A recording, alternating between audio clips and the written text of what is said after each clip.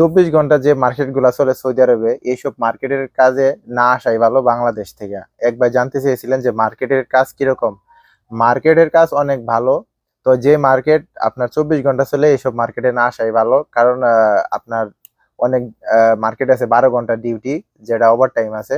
আর অনেক মার্কেট আছে আপনার 8 ঘন্টা ডিউটি, সপ্তাহে একদিনও ছুটি নাই, মাসেও নাই, বছরেও নাই, ঈদের দিনও কাজ করতে হয়, এমনও মার্কেট আছে। আবার অনেক মার্কেট আছে যে ছুটি আছে। তো মার্কেটের ডিউটি কিসের জন্য ভালো না আমি বলি, যে অনেক সময় দেখা যায় 24 ঘন্টা যে মার্কেট গুলা চলে ওগুলা আপনার 1 মাস পর পরে ডিউটি চেঞ্জ করে। যারা দিনে করে তারা আবার রাত্রে করে, যারা রাত্রে করে তারা আবার দিনে করে।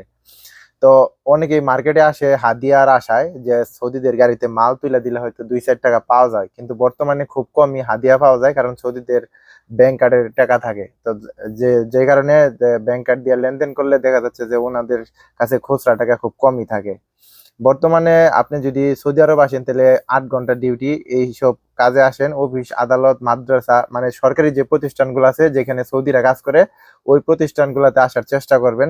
এতে যদি আপনি সকাল 6টা থেকে শুরু করে দুপুর 2টা বা 3টার মধ্যে রুমে থাকতে পারেন, তাহলে বিকাল টাইমে আপনি পার্ট টাইম যদি পান, তাহলে আলহামদুলিল্লাহ, তাহলে ভালো টাকা ইনকাম করতে পারবেন যদি আপনার কপাল ভালো থাকে।